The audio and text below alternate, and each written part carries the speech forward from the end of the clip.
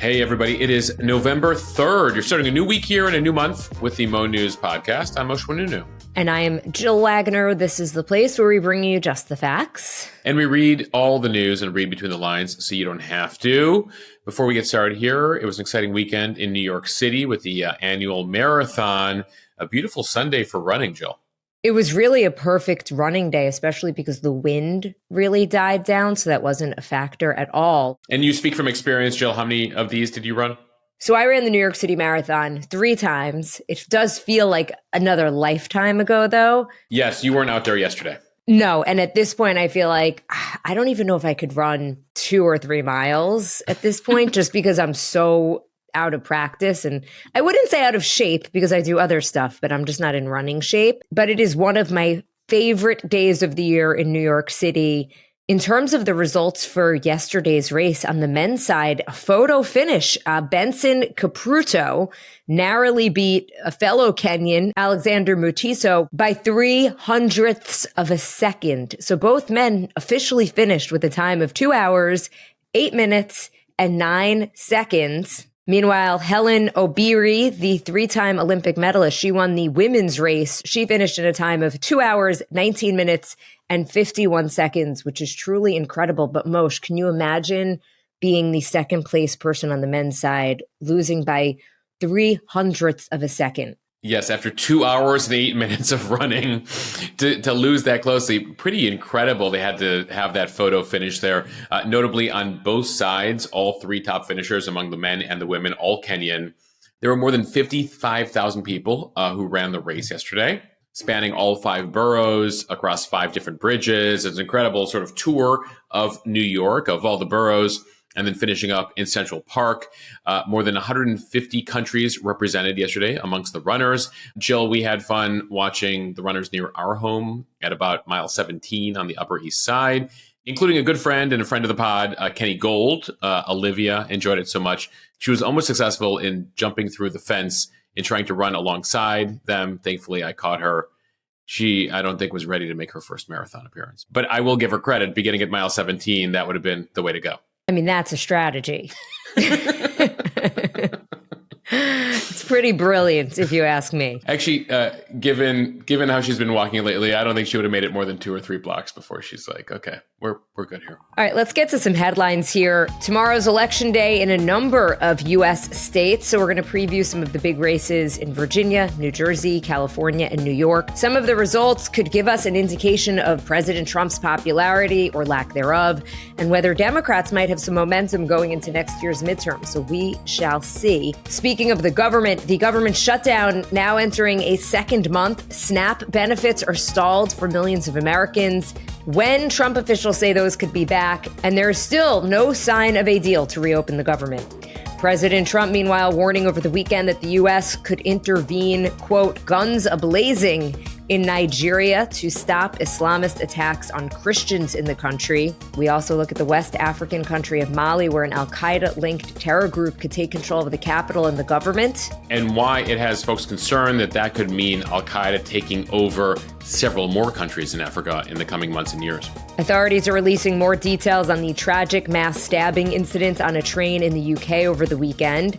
To France and the Louvre jewelry heist, officials there say that 3 of the 4 thieves have been caught, while the Paris prosecutor says the heist was done by petty criminals, not professionals. Back here in the U.S., New Mexico rolling out the nation's first universal child care program this weekend. We'll take a look at some of the numbers. In other news, we look at a rare comet from outside of our solar system that is fascinating astronomers. And why it's leading a couple of them, Jill, to think that this might be aliens. We'll explain. Sticking with space, NASA responding to Kim Kardashian's claim that the moon landings of the 1960s and 70s were fake. Jill, I have thoughts. And in sports, the LA Dodgers win back-to-back championships after a wild Game 7 in Toronto. Plus, Moshe is on this day in history. Yag Shemesh is your clue on this November 3rd. Moshe, what? Jill, interesting. You're breaking my millennial heart here. Great success. I like you. Do you like me? I don't know Still what nothing. this is. Nothing. Still nothing. Okay. All right. You'll have to wait till on this day in history. All right, it is the final countdown for some major races across the country. Voters are already early voting in a couple of very closely watched races for governor in Virginia and New Jersey. There's also the major congressional redistricting proposition on the ballot in California, and the race to determine who is going to be the next mayor of New York City. Former President Barack Obama made headlines this weekend in 3 of 4 of those races. He stumped for Democratic gubernatorial candidate Abigail Spanberger of Virginia and Cheryl of New Jersey over the weekend. And he also made a phone call to New York City mayoral frontrunner Zohran Mamdani. During the rallies in Virginia and New Jersey, he urged voters to reject what he called the, quote, lawlessness and recklessness of President Trump's administration. Here is some of Obama in Virginia. Our country and our politics are in a pretty dark place right now. It's hard to know where to start because every day this White House offers up a fresh batch of lawlessness and recklessness and mean-spiritedness and just plain craziness. So he also discussed local issues in each state, but made major national arguments here that what this race comes down to is rebuking Trump here, elevating Democrats in Virginia, in New Jersey, both at the gubernatorial level and other offices. Obama blasted what he called Trump's, quote, shambolic tariff policy, the deployment of National Guard troops. Obama saying, I told you so. I told you this would be bad. This is worse than I even thought. But again, I told you so was a bit of his line at these rallies, saying that organizations, universities, law firms, media are bending the knee to appease Trump and that voters cannot do the same here. Now, we should note both New Jersey and Virginia were states where Trump did lose in 2024 by just about 6 points in each state. Though Republicans very neck and neck right now, especially in the New Jersey race. That is where Cheryl has a single-digit lead right now over Republican Jack Ciattarelli. And despite the fact that Democrats in New Jersey have a 2-to-1 registration edge, Republicans in the state have been coming closer and closer and closer. And I have spoken to Republicans who are hopeful that they might be able to pull off an upset in New Jersey. Now, in Virginia, that's where Spanberger has a sizable lead over the Republican lieutenant governor that she's running against. Spanberger is a former CIA officer. She was also a congressman the last couple terms. And the big question here is, do the results on Tuesday signal something for next year? Because remember, this is an odd-numbered year. There's only a few states that hold elections in 2025. You always have a mayoral race. You always have Virginia. You always have New Jersey. So can we read much into the results on Tuesday night? That's something, Jill, we will discuss later in the week on the podcast to see whether there's a wave here for Democrats or there's any sort of indication in exit polls as to how some people who voted for Trump, whether they're wavering at all. And that's something we will watch here in the coming days. Right. So Trump's political operation is digging into its massive war chest to bankroll a multi-million-dollar voter turnout effort in the final days of the New Jersey and Virginia governor races. This is according to Axios. The Republican National Committee is fueling a 72-hour program aimed at turning out GOP voters who are less likely to vote in an off-year election. Trump himself has not campaigned in person in either states, but he did hold what he called a tele-rally on Thursday, phoning into an event to boost Virginia's Republican candidates. Yeah, Trump is pretty strategic about this stuff. He doesn't want to show up in person and then, if that person loses, be blamed or for people to argue that he doesn't have enough influence. So he's been very careful to avoid these races, which, again, tend to favor Democrats, at least if you look at the polls right now. Now, on the other side of the country, that's where California has a ballot proposition we've told you about, Prop 50, that would redraw 5 Republican-held districts in the state to allow Democrats to flip 5 of them and effectively gain 5 seats in the U.S. House next year. Remember that this is a proposal that came out of what happened in Texas, where the Texas legislature has held a redistricting, mid-decade redistricting, adding effectively 5 GOP seats. So Gavin Newsom said, I have no choice. We have to put it up to voters to change the law here in California and add 5 Democratic seats to go up against that. Remember, it's not just California and Texas. That's 5 for 5, effectively. But you also saw North Carolina and Missouri add 2 GOP seats. Right now, Indiana lawmakers have a special session underway that could potentially add a red seat there. In Illinois, that's where Democrats are weighing adding a blue seat. Florida, Kansas, Virginia, Ohio also considering redistricting here. But Prop 50 is the biggie because ultimately that will allow California to counteract what Texas did. Kamala Harris was at a rally over the weekend. She says this is about reminding folks that we refuse to kneel at the foot of a tyrant, referring to President Trump there. It was one of her biggest appearances so far since she lost to the president in last year's election. Right now, polling in California shows that Prop 50 will safely pass. Back to former President Obama, as we mentioned, he called New York City mayoral frontrunners around Mamdani on Saturday. They had a private, roughly 30-minute phone call in which Obama praised the campaign and also offered to be a sounding board for Mamdani. The New York Times also reported that they talked about the challenges of staffing a new administration and delivering on Mamdani's agenda of affordability in the city. Obama first called Mamdani in late June, shortly after his primary victory over former Governor Andrew Cuomo, who's now running as an independent, along with Republican Curtis Sliwa. And even though New York City Mayor Eric Adams himself was running as an independent and he pulled out of the race and is now backing Cuomo, in most polls, Mamdani is still double digits higher than Cuomo. Yeah, there have been some individual polls that show Cuomo within 6 points, but typically the safe bet is to take an average of all the polls, and that's where it continues to show that Mamdani has a 12-point to 13-point advantage when you do the average of all the polls here. It's an interesting move by Obama here to do the phone call and then leak out that there was a phone call, but not officially endorse Mamdani. You're sort of playing it both ways. If you're former President Obama, you're showing young progressives that you're bought in. I called Mamdani. I'm invested in his success, et cetera, et cetera.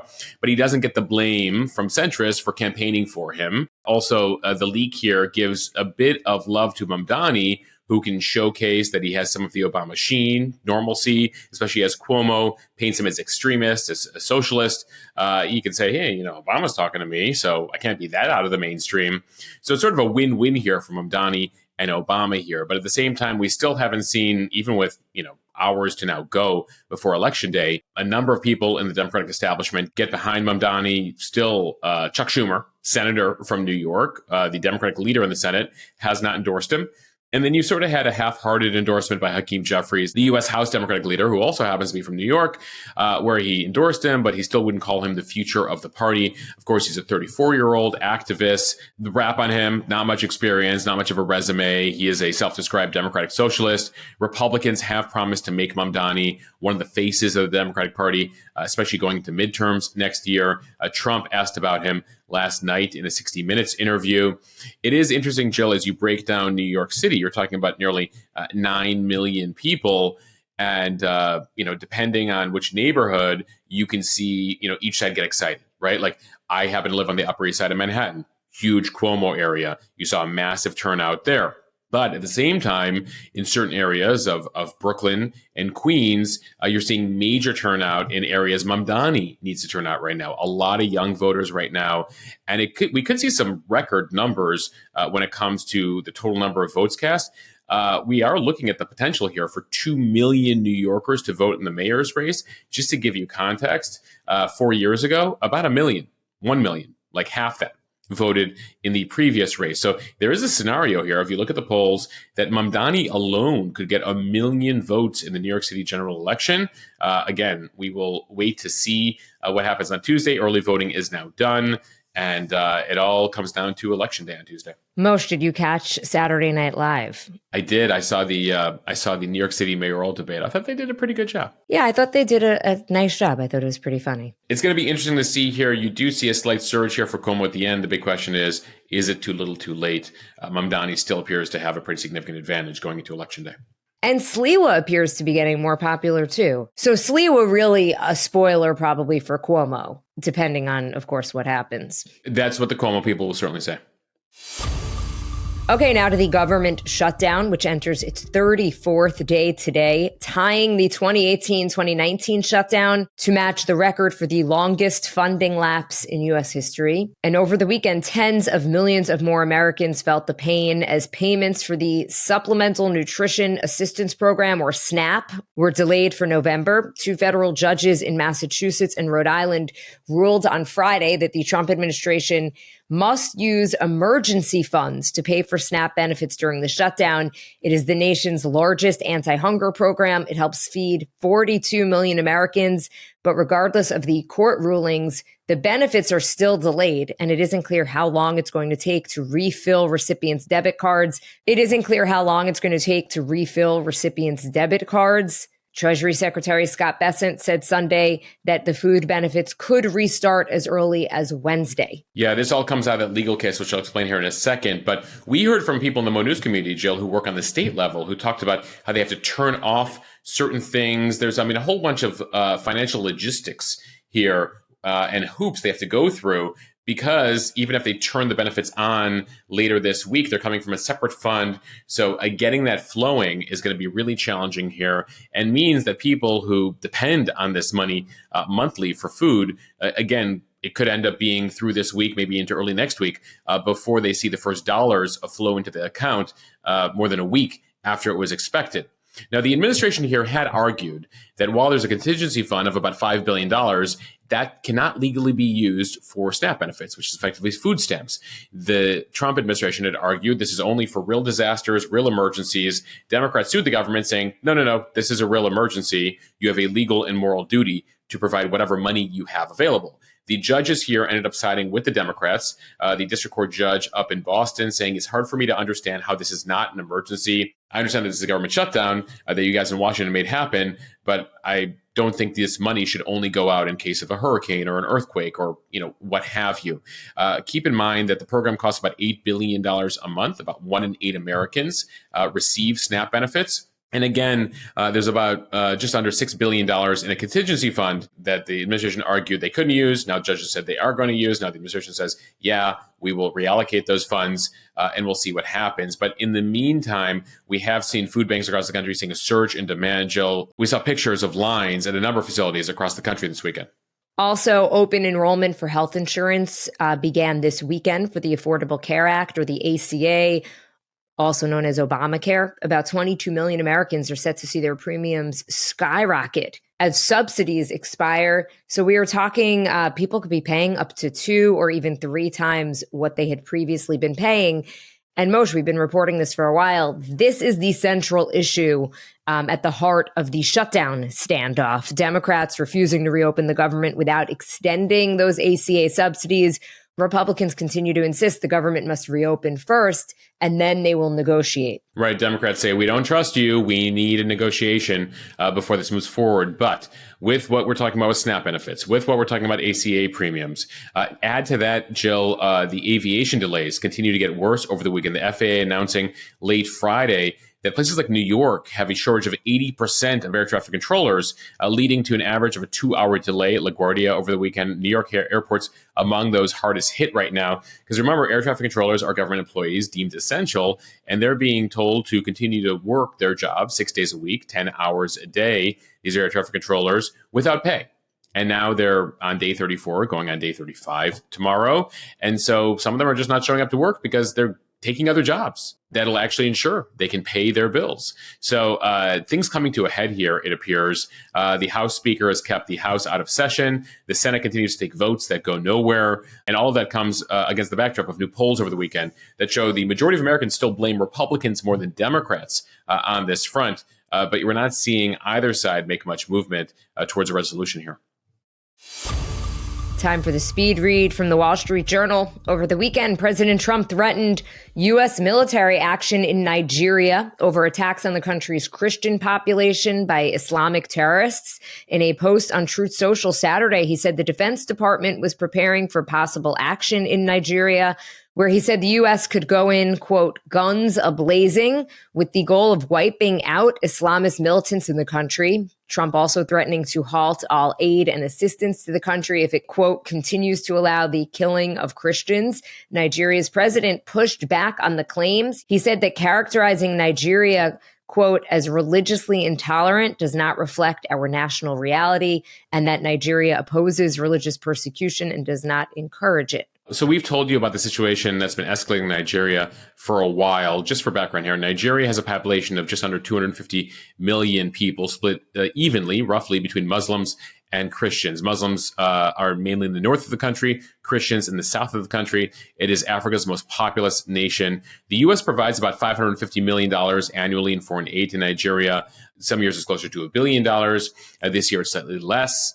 And violence against Christians has escalated in the country, especially with groups like Boko Haram, which is an Islamic terror group. It has unleashed a wave of insurgency against the country's secular government, expanded their influence in the region.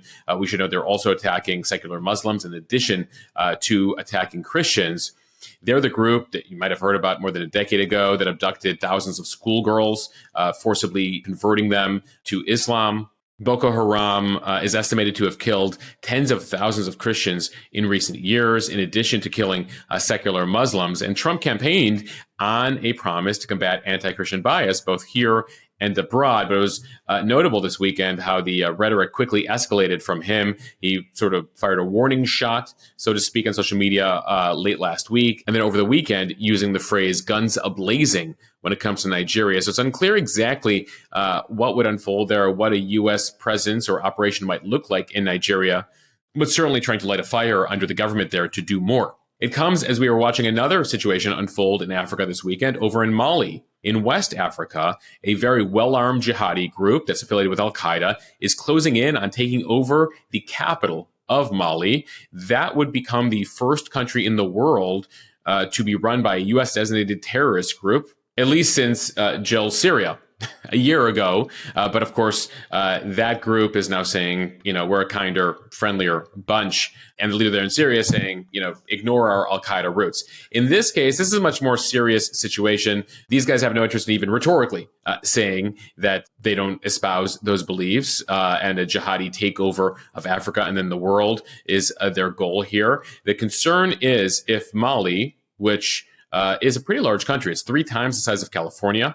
If it falls to Al-Qaeda, other surrounding countries could be next. We're talking Burkina Faso. We're talking Niger. There's also some prosperous countries to the south there, Benin, Ghana, Ivory Coast, where there has been increasing concern in recent years about jihadism spreading to those countries. So we're watching Bamako right now. That is the capital of Mali. If it falls, and right now it's being run by basically a military government, which actually took over to try to prevent the Al-Qaeda group from taking over. If that falls, there could be a domino effect here. And it's not without a shortage of other countries who've been trying to support the country. The French have intervened militarily in recent years. The Russians have been there in recent years, and it appears have not been able to help the government hold these groups back. So we're watching the concern here that West Africa could become really the center of sort of these jihadi Islamist groups in the way that Afghanistan was pre 9/11, or Iraq and Syria were with ISIS a decade later. And of course, the U.S. had to intervene in both those cases. So early tabs on what's happening in West Africa.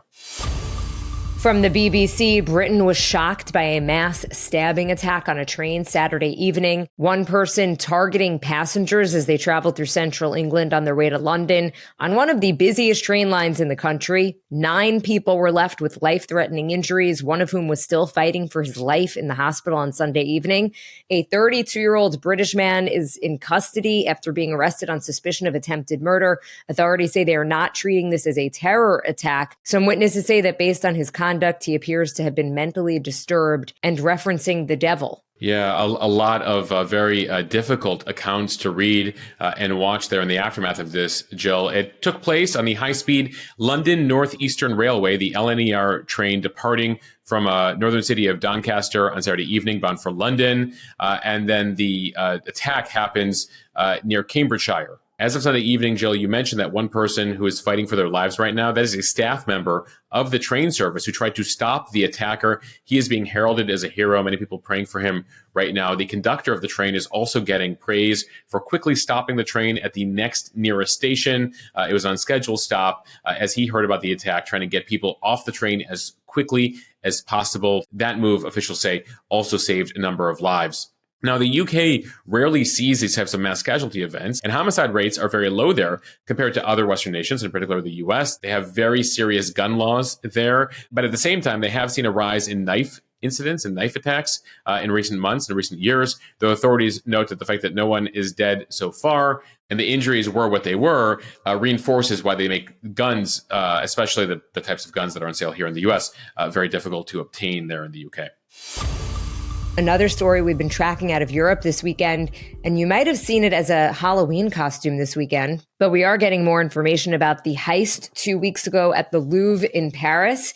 Paris's prosecutor said Sunday that it was done by petty criminals, not professionals from the world of organized crime. And it comes as 2 more people have now been charged in the crime. Yes, you have a 38-year-old woman who was charged with complicity in organized theft. Separately, another man, a 37-year-old man, was charged with theft and criminal conspiracy. Both deny any involvement here. You also had those 2 previous arrests as well. But still, Jill, despite arresting these folks, the jewels are still missing. The $100 million plus of jewels taken from the world's most visited museum are still out there. From Reuters, New Mexico became the first U.S. state to offer free childcare to all residents this weekend. It is a bid to boost the state's economy and lift child welfare and education levels, which are some of the lowest in the nation. Under the program, all families can receive state vouchers to cover public and private childcare, and that is regardless of income levels. Just like schools and roads, the state is now framing childcare in a similar way, one that is publicly funded and available to everyone. New Mexico's Democratic Governor Michelle Lujan Grisham telling CBS News that it would save families an average of $12,000 a year. It's the culmination of efforts New Mexico has made to expand access to free childcare since the governor and the state legislature created the Early Childhood Education and Care Department in 2019.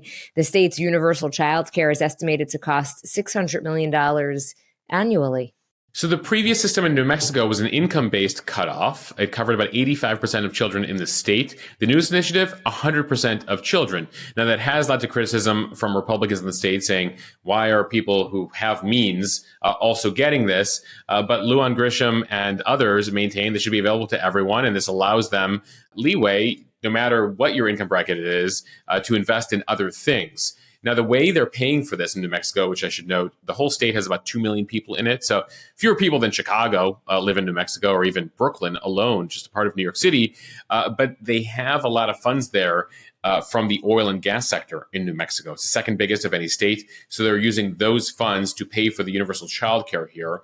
And they do hope this will help on a number of fronts. Right now, 1 in 5 New Mexicans live below the poverty line. You also have issues in regards to reading scores and other test scores that New Mexican students fall way below that. So they're hoping that this will help with all of it.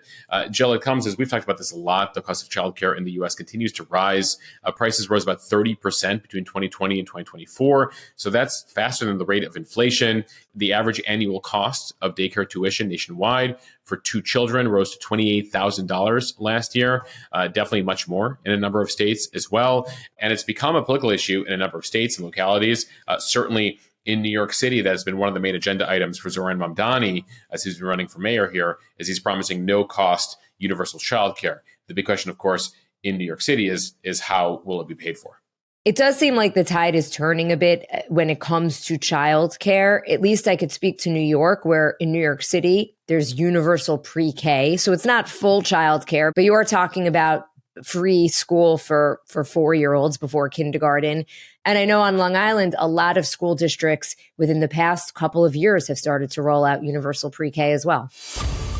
From NPR, a rare comet from the far reaches of the universe that is making its way through our solar system is fascinating astronomers. The comet is called 3I-Atlas, and it is special because it is interstellar, which means it came from outside of our solar system. It is only the third such interstellar object to enter our solar system in recorded history, and it's offering a rare opportunity to learn more about distant planetary systems far beyond the reach of any spacecraft.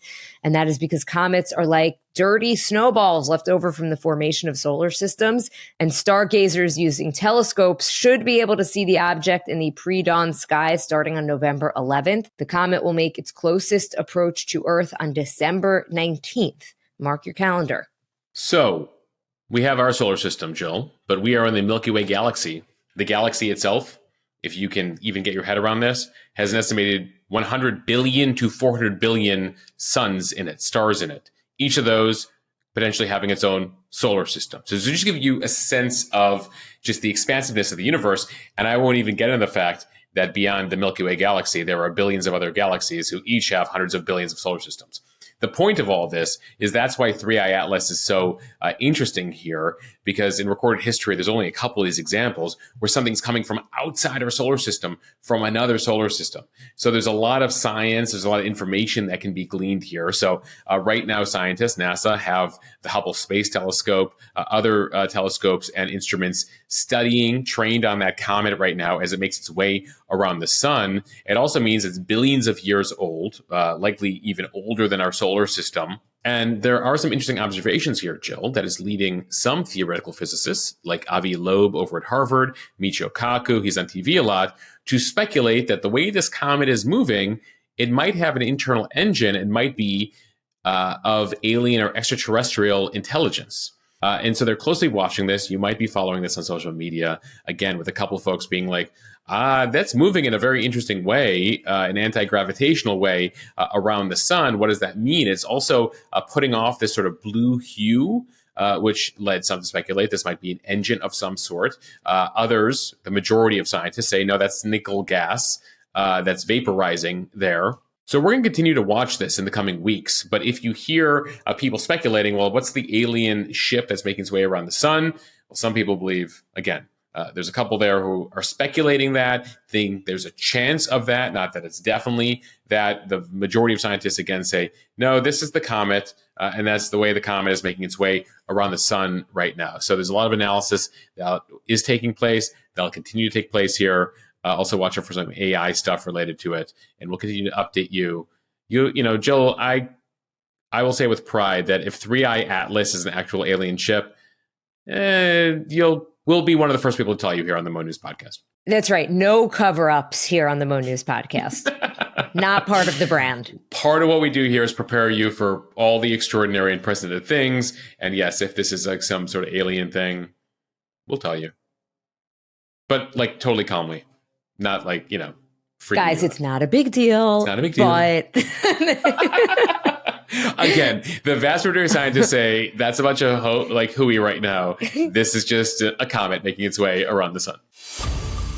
Staying with space, it is Kim Kardashian versus NASA. The reality star is under fire from the head of the agency. Yes, this is a real story. After she questioned whether the 1969 moon landing by Neil Armstrong and Buzz Aldrin was real, NASA's acting administrator, Sean Duffy, calling out Kardashian in a post late last week, writing, yes, at Kim Kardashian, we have been to the moon before 6 times. Now, this started after a recent episode of The Kardashians on Hulu, when Kim Kardashian was talking to actress Sarah Paulson about some of her conspiracy theory beliefs. And here is a bit of what Kim said. I'm sending you, so far, 1 million interviews with both Buzz Aldrin and the other one. Do it. And this girl says, what was the scariest moment? And he goes, there was no scary moment because it didn't happen. It could have been scary, but it wasn't because it didn't happen. So he's gotten old and now he slurs on his thing. Everything. Dude. Yeah. So I think it didn't happen. Okay, Moshe, so it's settled, right? It didn't happen? Kim has seen some TikToks of, partially edited Buzz Aldrin clips and has decided, well, and she's not alone. There's a lot of people, including some people in this community. I've engaged with them several times on Instagram saying, well, 50,000 people were involved in the moon landing and nobody can keep a secret in Washington if more than 2 people are involved in it. So if 50,000 people kept a secret for 50 plus years, that would be pretty incredible. But let's back up here. Buzz Aldrin is currently 95 years old. He's still alive. And he was the pilot of the lunar module that landed, the Apollo 11 mission that landed on the moon. He was the second person to walk on the moon, just after Neil Armstrong walked on it first. And there is no record of Buzz Aldrin, we should just say this for the record, ever denying the moon landing. But there have been several clips that have been taken out of context, among them by Kim Kardashian in that recent episode. So 10 years ago, Buzz Aldrin is asked at a forum at Oxford Union about what the scariest moment of the journey was in 69. And he responds, scariest, it didn't happen. It could have been scary. Now, what he was saying there ineloquently, and then he goes on, if you actually watch the clip 3 minutes later, to say is that there was an issue on the moon, but it didn't unfold in the worst case scenario. So that's what he meant by, well, the scariest thing didn't happen. He tends to be very short in his answers sometimes. There's two other clips that are circulating out there. One related to someone asking him why we didn't return to the moon after going there 6 times in the 60s and 70s. And he goes, we didn't return because we didn't go. Now, some people said, well, oh, that means you didn't go to the moon ever? No, what he was saying was we didn't return because we decided not to go. Moving forward, there's another clip of him on Conan O'Brien where he tells Conan O'Brien, you know, you're misremembering, again saying it didn't happen because Conan was recounting watching them live on the moon. And he's like, no, there was no live footage of the moon. You were watching an animation at the time. And then eventually there was footage. So there's several clips there where, again, if you just clip it for 10 seconds or 30 seconds for TikTok, it appears that's what Buzz is saying. Jill, I would refer everyone to the clip of Buzz Aldrin punching a man in the face a couple years ago. And this is the... This is the clip that actually tells you the full story in about 20 seconds. Someone goes up to Buzz Aldrin and is like, you're a liar. You've been lying about landing on the moon all these years. And Buzz Aldrin responds by punching him in the face. And that is the clip. Actually, Buzz has posted that to his social media as a response to everyone who says that the government has faked it. Nonetheless, NASA responded, Duffy responded to all of this. They've invited Kardashian to a space launch in the spring because, of course, we're now returning to the moon. And he says he's happy to provide her with all the evidence and a briefing to counteract whatever TikToks she's been watching. And no, you cannot get the last 3 minutes of your life back. Sorry. The headline is, we still landed on the moon 6 times. Yes.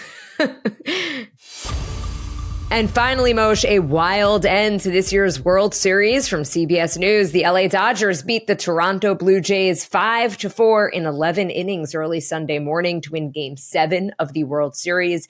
The Dodgers are now the first team in 25 years to repeat as champions 2 years in a row. The team rallied from a 3-2 series deficit, and they won the final 2 games in Toronto to silence a stunned home crowd. Yeah, I feel for all of you Canadians, Toronto Blue Jays fan. Heartbreaking loss for all of you. You were hoping for your first World Series win since 1993, and LA instead said, "No, we're going to win this twice in a row, 2 years in a row here."